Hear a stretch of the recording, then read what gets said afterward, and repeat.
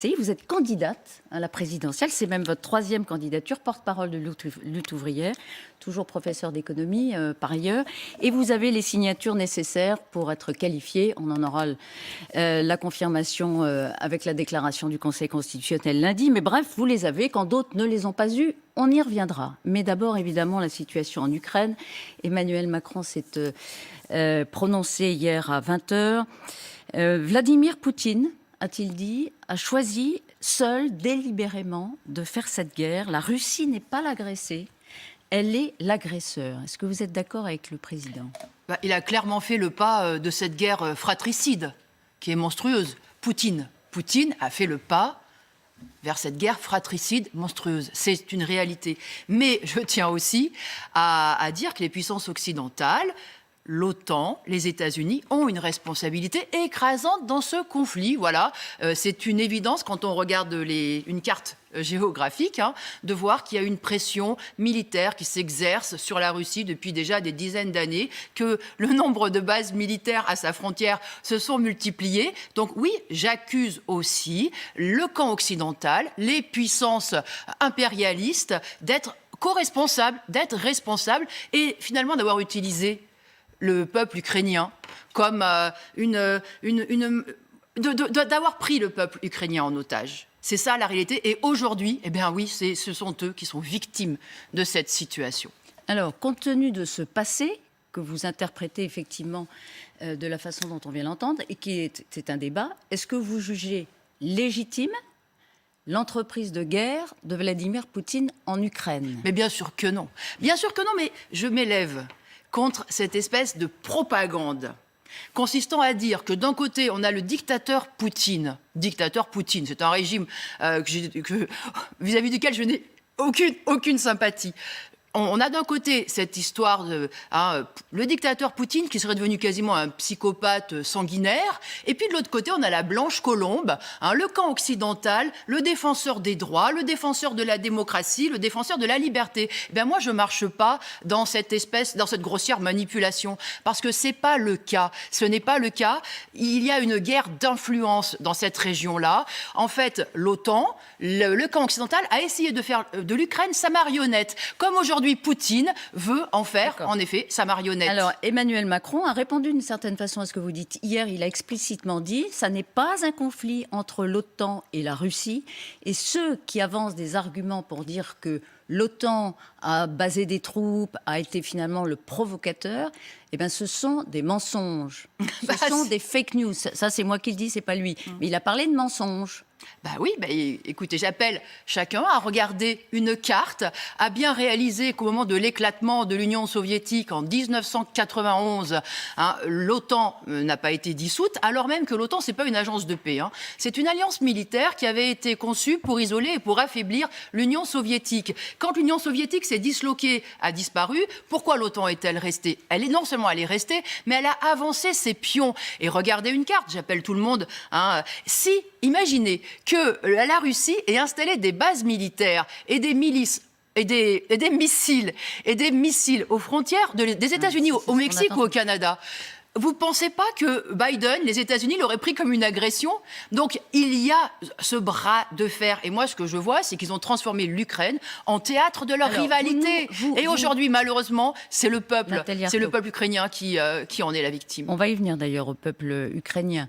Mais ce que vous dénoncez, c'est que la France, entre autres, s'aligne sur les positions, par exemple, des États-Unis. Je dénonce un ordre. Mais est-ce que c'est ça que vous... Je dénonce cet alignement-là ? Non, c'est pas seulement cet alignement-là, parce qu'elle pourrait jouer sa partition dans l'ordre impérialiste. Moi, ce que je conteste, c'est cet ordre impérialiste. Mais est-ce que vous ne vous alignez pas sur des dictatures, sur la dictature ? Alors, sûrement pas. Jamais, jamais de jamais. Et moi, je ne me résigne jamais. Mais je me résigne ni aux dictatures, ni aux pseudo-démocrates qui, en fait, se moquent.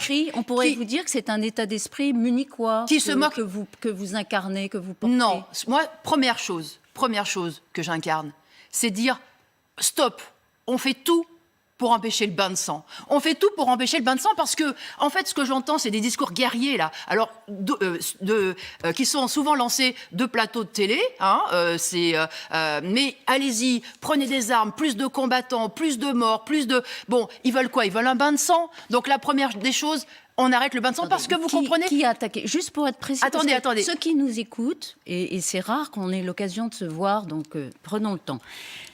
La réalité, c'est qu'il y a il y a une présence de troupes russes en Ukraine. Ah oui. La Russie est l'agresseuse. A envahi l'Ukraine. Mais bien sûr que je suis d'accord. Alors ensuite, la France, entre autres pays européens, mais ils sont une vingtaine, livre des armes à l'Ukraine.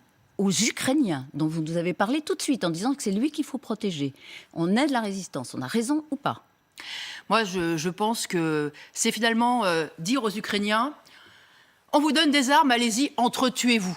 Entretuez-vous, battez-vous. C'est pour moi. Défendez-vous. Moi, je comprends bien l'aspiration du peuple ukrainien à se défendre. Mais moi, je sais que le camp occidental ne permettra pas à la population de se défendre. Le camp occidental n'en a que faire des Ukrainiens. Ils n'en ont tellement que faire que ce sont eux qui les ont plongés dans cet engrenage-là. Ils ont utilisé le peuple ukrainien. Oui, ils l'ont utilisé depuis des années et des années. Vous voyez bien, on le voit, les reportages ne sont pas mensongers. Eh bien, ils voient les Ukrainiens, comme vous dites, qui aspirent à se défendre. Eh bien, on aide à faire ce qu'ils décident pour eux-mêmes.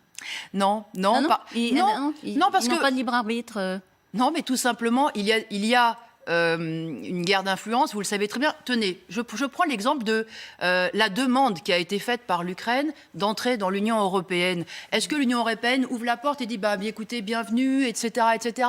Non. Et ça fait 20 ans. Vous nous dites qu'il ne faut pas provoquer la Russie, c'est l'Occident. Est-ce que je peux terminer? Oui, ça fait 20 ans que l'Ukraine demande l'entrée dans l'Union européenne. L'Union européenne a dit d'accord pour un accord de libre-échange entre l'Ukraine et l'Union européenne, à condition que vous stoppiez tous les accords commerciaux avec la Russie. Qu'est-ce que ça veut dire, ça? Ça veut dire que, voilà, en fait, ça fait des années que le camp occidental d'un côté et les Russes de l'autre mettent l'Ukraine au pied du mur. Vous devez choisir votre camp. Soit être dans le giron, effectivement, des puissances impérialistes et occidentales, soit d'être dans le giron. C'est ça que aujourd'hui ils ont voulu faire, les uns et les autres, de l'Ukraine, je le redis, leur marionnette. Donc moi, je ne suis pas dupe. Il n'y a pas un camp, qui va représenter les intérêts des peuples plus qu'un autre. Vous avez raison. Et par ailleurs, c'est parfois plus simple qu'on le dit. Vous avez raison. Cela dit, il y a une souveraineté. Vous êtes pour la souveraineté des peuples et des pays. C'est l'Ukraine qui a demandé son adhésion à l'OTAN. Et la France, par exemple, a voté contre en 2008. Elle n'a pas poussé à la roue, comme d'autres pays européens. Donc quand vous dites que l'Ukraine est manipulée par le camp occidental contre la Russie, là non plus, ça n'est pas si simple. Elle est mise au pied du mur. Parce que, effectivement, qu'est-ce que vous voulez? C'est ça l'ordre impérialiste. Hein. C'est qu'il y a des rivalités et des grandes puissances. Alors là, on est confronté à un bras de fer entre la grande puissance impérialiste, l'OTAN, et de l'autre côté, une puissance qu'on dit pauvre, la Russie, qui est effectivement dominée par une bureaucratie russe qui ne jure que par son pouvoir et par sa domination. Donc on est confronté à ce bras de fer. Mais je peux vous dire que tous ceux qui disent « moi je veux être indépendant » là-dedans, en réalité, ils se vouent à chercher leur protecteur. Alors d'un côté, ça sera le protecteur, le grand protecteur russe. De l'autre côté, ça sera... Sauf que ce sont des alliés. Ce sont des alliés qui n'ont jamais fait le bonheur des peuples. Ce sont des alliés qui n'ont jamais permis... Qui a fait le bonheur des peuples? Excusez-moi, mais... Excusez-moi, mais j'ai un petit peu de mal à considérer que le camp occidental, que ces puissances impérialistes, vu ce qu'elles ont fait en Afghanistan, vu ce que la France a été capable de faire en Afrique, au Mali, j'ai un petit peu du mal à les considérer comme des puissances de paix qui permettront le développement et l'harmonie. J'ai un petit peu de mal parce que chaque fois qu'ils interviennent, leur souci, c'est leur influence économique, de positionner leurs pions, leurs intérêts à eux. C'est des affaires de gros sous. Donc moi, je ne marche pas encore une là-dedans. Question, parce que c'est vrai que sur la présentation générale et les enjeux de ce conflit, on viendra ensuite sur la façon dont on y répond. Mais est-ce que, comme on l'entend beaucoup, c'est une guerre entre une dictature et la démocratie? Est-ce que la France défend la démocratie? Sûrement pas. Sûrement pas. Mais sûrement pas. Mais vous savez, on nous a fait... Est-ce que l'Ukraine est une démocratie? L'Ukraine, c'est une démocratie, oui, c'est une démocratie, oui. Est-ce que la France est une démocratie? Oui, c'est une démocratie où on a le droit de décider d'un certain nombre de choses, mais pas, par exemple, le droit de décider de son salaire, le droit de décider de ce qu'on fera dans les entreprises, de comment on utilise toutes ces richesses. Ça, on n'a pas ce droit-là. Donc c'est une démocratie politique. C'est une démocratie avec des droits très limités, où en particulier quand on est dans une entreprise, dans une usine, dès qu'on rentre, on n'a plus le droit de rien dire. On a juste le droit de se taire et d'obéir. Donc démocratie relative pour les travailleurs en tout cas. Mais écoutez, quand vous me dites que la France est une démocratie, elle défend la démocratie, vous savez aussi bien que moi que la France, elle est alliée d'un certain nombre de dictatures, qu'elle s'est appuyée et qu'elle continue de s'appuyer, y compris en Afrique aujourd'hui, sur un certain nombre de dictatures. Là, dans ce combat, elle est hypocrite, alors ? Mais ça ne se divise pas, parce que je peux vous dire que, y compris demain, si ça l'arrange, peut-être qu'elle renégociera avec Poutine, peut-être qu'elle s'arrangera. Qu'est-ce qu'ils ont fait, les États-Unis, avec les talibans? Les talibans qui étaient vraiment battre, il fallait les éliminer. Qu'est-ce qu'ils font aujourd'hui? Ils s'arrangent avec eux pour lutter contre encore pire qu'eux. Emmanuel Macron a raison de continuer à parler avec Vladimir Poutine, comme il nous l'a dit hier ou pas. Il a dit je garde le fil, je dois chercher la voie de la paix. Il s'est posé d'ailleurs en protecteur, y compris de la paix. Ben voilà, mais ils finiront par s'arranger. Moi, ma politique, et je pense la seule porte de sortie que je vois, moi, par le haut, c'est que les peuples ukrainiens et russes arrivent à se parler et à s'entendre par-dessus la tête de leurs dirigeants, par-dessus la tête de dirigeants qui les méprisent, parce que vous savez... Zelensky, par exemple, par-dessus la tête, parce que vous savez... figure de résistant, Zelensky. Même Zelensky, vous savez, il y a quelques semaines de cela, quelques mois de cela, qu'en pensait la grande majorité de la population ukrainienne? Eh bien que Zelensky les laissait dans la misère, les laissait dans la pauvreté, ne s'occupait pas effectivement de leur sort et finalement travaillait avec les oligarques ukrainiens, s'en mettait plein les poches, etc. Donc c'est ça aussi la réalité. C'est vrai en Russie, c'est vrai aussi Vous les mettez sur le même plan en Ukraine. Vous les mettez sur le même plan. Mais ils ont Poutine, Zelensky, même combat. Ils sont en rivalité, mais alors c'est deux représentants de l'oligarchie, en effet, mais il y en a pas un qui. Ils ont un point commun. Ils ont un point commun. Un point commun. Zelensky, Poutine, et je dirais Zelensky, Poutine, Biden, Macron, Johnson. Ils ont un point commun. C'est que quand il s'agit de la vie, des conditions de vie des populations, ils n'en ont rien à faire. Et j'en veux pour preuve ce qui s'est passé au Kazakhstan au mois de janvier dernier, quand il y a eu, vous savez, ces troupes russes qui sont intervenues, pourquoi au Kazakhstan? Pour mater une révolte ouvrière. Des gilets jaunes kazakhs qui se battaient contre la cherté de la vie, contre la misère, contre l'exploitation. Attendez, qu'est-ce qui s'est passé là? Quel est votre modèle? Quel est votre modèle? Non, je termine. Qu'est-ce qui s'est passé? Est-ce que vous avez entendu Macron s'élever en disant il y a une invasion russe? En fait, ils étaient très contents, Macron et Biden, que Poutine fasse le gendarme. Pourquoi? Parce qu'il y a Total au Kazakhstan, parce qu'il y a Exxon, parce qu'il y a ArcelorMittal. Donc, leur point commun, c'est d'être tous contre les peuples et en particulier contre les travailleurs. Donc, de toute façon, quand on est dans le camp des travailleurs, il ne faut pas compter sur eux. Je vais jusqu'au bout de mon raisonnement. Vous m'avez invité, j'en profite. Mais vous êtes là pour ça. Quel est votre modèle dans le monde? Dans le fond. Mon modèle, c'est ce que porte, c'est cette générosité, ce dévouement, cette solidarité que porte le monde du travail. Et qu'on a vu pendant la pandémie, qu'on a vu s'exprimer. Ça n'existe pas. Il n'y a jamais un régime politique qui a incarné vos idées au point de rendre heureux les peuples concernés. Ça n'existe pas. Un moment, non, ça n'existe pas, c'est à construire. Mais vous voyez, moi, je me résigne jamais. Je me résigne pas, en tout cas, à cet ordre impérialiste mondial dont on nous dit que, il va permettre au peuple de s'épanouir. Je me résigne jamais. On a compris, parce que vous savez, vous le dites avec votre passion. Parce que là, on parle des guerres. Mais je tiens à dire qu'il y a une personne qui meurt toutes les 10 secondes de malnutrition, qui meurt de misère dans cette planète. Emmanuel Macron a remercié c'est ça aussi, la domination du camp occidental. Emmanuel Macron, alors il y a des réalités. À côté de ça, Emmanuel Macron a remercié les villes et les villages qui s'apprêtent à recevoir des Ukrainiens, des réfugiés. Gérald Darmanin, ce matin, a précisé le nombre d'Ukrainiens qui sont entrés, pour partie, et même pour grande partie, en transit. Mais ils sont 800, mais il va y en avoir beaucoup d'autres. accueil inconditionnel? Oui, bien sûr, bien sûr. Je pense que c'est la moindre des choses. Il faut accueillir les réfugiés et je tiens à dire, il faut accueillir tous les réfugiés, y compris ceux que l'on nomme les migrants. Y compris ceux que l'on nomme les migrants. Parce que vous voyez, quand on ferme la porte à quelques dizaines de milliers de femmes et d'hommes qui ont besoin d'un abri, qui ont besoin de trouver un lieu pour pouvoir gagner leur vie, faire vivre leur famille, eh bien, qu'est-ce qu'on fait? On les laisse mourir en traversant la Méditerranée, la Manche, etc. Ça, moi, ça fait partie des choses qui me révoltent. Donc, moi, je dis oui, bienvenue à tous ceux qui sont forcés d'émigrer, de quitter leur chez eux. Et je tiens aussi à dire que j'ai été révoltée d'entendre sur un certain nombre de plateaux des gens dire que là, ça sera des immigrés de bonne qualité. J'étais révoltée.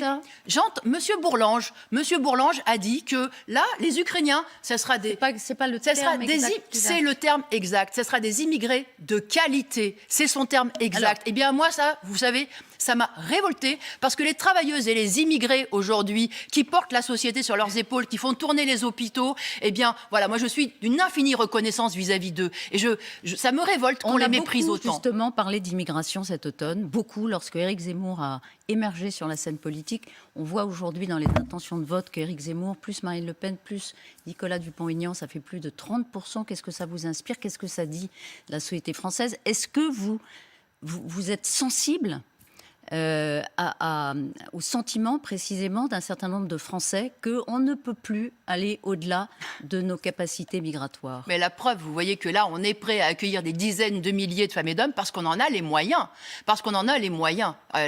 C'est vraiment justement... Ce sont des personnes qui, dans l'esprit de ceux qui les accueillent, ont pour vocation à retrouver leur pays qui est aujourd'hui en guerre. Sauf qu'on peut effectivement leur permettre de survivre. Et vous savez, les femmes et les hommes qui émigrent, eh bien, ce qu'ils veulent, c'est travailler. Et d'ailleurs, ils travaillent. Alors, moi, cette poussée-là de l'extrême droite, eh bien, je la combats. Et je tiens d'ailleurs à dire que, vous savez, que ce soit Marine Le Pen, que ce soit Zemmour et que ce soit Dupont-Aignan, c'était des grands admirateurs du régime fort de Poutine. C'était leur modèle. Vous voyez où cela va d'exacerber l'identité nationale, ces idées nationalistes. Ça nous mène là. Ça nous mène dans les guerres. Vous n'aviez pas de modèle. Vous avez eu vos signatures. Donc, oui, en tout cas, moi, ça me donne une raison supplémentaire de les combattre. Christiane Taubira n'a pas eu ses signatures. Elle a renoncé hier à sa candidature. Le Parti socialiste et les Verts espèrent qu'elle va se rallier à eux. Et vous, est-ce que vous êtes dans une logique d'alliance avec les partis de gauche? Non, je ne suis pas dans une logique d'alliance parce que à chaque fois qu'ils ont gouverné, j'ai dû me battre contre eux. J'ai dû me battre, faire grève, manifester, me battre contre eux. Pourquoi? Parce qu'ils gouvernaient exactement comme la droite et donc vous voulez rester seul. Donc j'ai dû me battre parce qu'ils fermaient des lits d'hôpitaux. J'ai dû me battre parce qu'ils faisaient reculer le code du travail, parce qu'ils acceptaient les suppressions d'emplois, les fermetures d'usines, parce qu'ils bloquaient les salaires. J'ai dû me battre à chaque fois contre ces gouvernements-là. Donc je le redis, il n'y aura pas d'union de la gauche, mais les travailleurs, ils n'ont pas à le regretter, parce qu'il n'y a rien à attendre. Tout ce qui viendra de positif pour nous demain, ça dépendra des luttes collectives. Et alors vous avez c'est le sens de ma candidature. Vous avez vos signatures. Vous vous y préparez pendant 5 ans? Comment vous arrivez à faire ce que Marine Le Pen a du mal à faire, Jean-Luc Mélenchon a du mal à faire, alors qu'ils ont des intentions de vote bien supérieures aux vôtres? Alors d'abord, nous attendons que l'élection municipale ait lieu, si vous voulez. Oui. Vous savez, quand ont eu lieu les dernières élections municipales, vous vous souvenez? Oui, pourquoi? Ça fait pas 5 ans. Voyez. Alors, oui, parce que bon, cette petite musique lutte ouvrière ne fait que préparer la présidentielle. Ça vous agace? Oui, parce que... Pourquoi? Parce que c'est de la caricature, mais c'est ridicule. C'est d'un ridicule absolu. Alors bien sûr que sur les plateaux de télé et dans les médias, eh bien, je suis invitée une fois tous les 5 ans, mais je peux vous dire que les travailleurs qui nous connaissent, qui nous voient militer dans les quartiers populaires et dans les usines, eh ben, ils nous connaissent. Et ils connaissent notre détermination, notre ténacité. Et même les maires des petites communes, eh bien, ils ont ce respect-là et cette reconnaissance-là. Et c'est la raison pour laquelle nous avons eu nos parrainages. Encore 2 questions, Nathalie Arthaud. Le prix des carburants va augmenter. Il a déjà beaucoup augmenté. Il va continuer d'augmenter compte tenu des tensions sur les marchés consécutifs à cette guerre. Quelle est la première décision que vous prenez? Moi, je suis pour indexer les salaires, les pensions de retraite et les allocations sur les prix. C'est-à-dire qu'on les fasse augmenter au même rythme. Il n'y a pas de raison de s'appauvrir. Moi, je pense que cette flambée des prix sur l'essence, mais sur tous les prix maintenant, elle se répercute sur tous les prix. On a entendu Emmanuel Macron nous dire que ça va être pire demain. Bon, eh bien, ça remet au goût du jour la nécessité d'augmenter les salaires. Alors, les salaires, ils sont bloqués trop bas depuis déjà de nombreuses années. Il faut augmenter les salaires. Comment vous l'imposez aux entreprises? Eh bien, dont certaines, par des luttes, petites, vous avez raison. moyennes, oui. Il faut l'imposer aux entreprises. Mais comment vous le faites? Eh bien, par des luttes collectives, par des mobilisations et au travers de ces mobilisations, par cette possibilité d'aller voir les comptabilités des entreprises, d'aller voir l'argent qu'il y a ou qu'il n'y a pas. Parce qu'on nous dit toujours qu'il n'y a pas d'argent. Et puis moi, je sais qu'on m'oppose toujours les petites entreprises. Mais vous êtes à Carrefour, vous avez 30 ans d'ancienneté, vous êtes à 1 400 € net, c'est pas une petite entreprise. Je viens d'Orléans. Orléans, il y a Hutchinson, c'est une filiale de Total. Eh bien, des gens qui travaillent dur en 3-8, ils sont à quoi? À 1 500 € net. Oui, ouverture des livres des comptes, le droit des travailleurs, des comptables, de dire la vérité de l'argent qu'il y a ou qu'il n'y a pas dans les entreprises. Et là, je peux vous dire qu'on verrait les circuits de l'argent et on comprendrait pourquoi il y en a qui sont richissimes et qui, tous les jours, touchent quoi? 1 million, 2 millions? C'est 3 millions et quelques pour Bernard Arnault. Si Éric Zemmour ou Marine Le Pen se qualifient pour le second tour face à Emmanuel Macron, quelle consigne de vote donnez-vous? Non, moi, je fais tout pour les combattre. Je fais tout pour les combattre. Quelle consigne de vote donnez-vous? Donc, moi, c'est le premier tour. Mon combat, il est là. Je fais tout pour les combattre. Et je dis et je redis, les travailleurs, ceux du monde du travail qui se laissent prendre à ces sirènes-là, se tirent une balle dans le pied. Vous n'allez pas esquiver donc, cette question, elle est importante. Parce que déjà, on esquive la campagne. Alors, si en plus, on esquive le premier tour... Qu'est-ce que vous avez fait en 2017 pour le second tour? Le premier en 2017, vous avez fait quoi? Je n'ai pas voté en 2017. Je n'ai pas voté et je peux vous dire que je suis contente.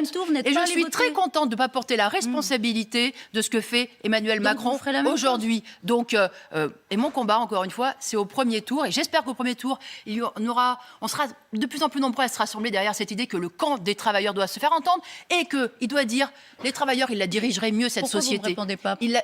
Mais parce que mon combat, il est le premier tour. Et je suis habituée à ce qu'on me fasse disparaître. Eh bien, je ne suis pas d'accord. Mais c'est une question de positionnement et de valeur. Mais moi, je ne passe mon temps à dire que le sort des travailleurs, il va dépendre des luttes collectives, il ne dépendra même pas du président de la République. Donc c'est cette conscience-là. Et je le dis, et je le redis encore aujourd'hui, oui, les travailleurs, ils doivent avoir cette conscience que c'est qui peuvent changer leur sort. Ils le peuvent et il le faut, ça devient urgent. Cette société-là, elle nous mène à la catastrophe sur tous les plans.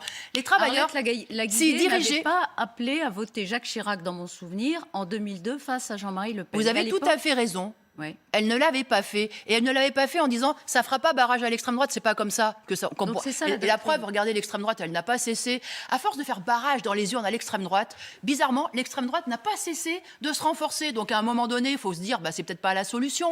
Mais encore une fois, moi je tiens à dire que c'est la conclusion. Les travailleurs, ils font tout fonctionner dans cette société. Ils devraient la diriger. On ne doit pas laisser c'est pas vous qui vous la société. Non, c'est les travailleurs collectivement. Et ils la dirigeraient mieux que cette classe capitaliste qui ne dirige que, justement, au travers de cette domination-là impérialiste dont on voit les effets en Ukraine aujourd'hui. Merci Nathalie Arthaud d'avoir été notre invitée ce matin sur LCI.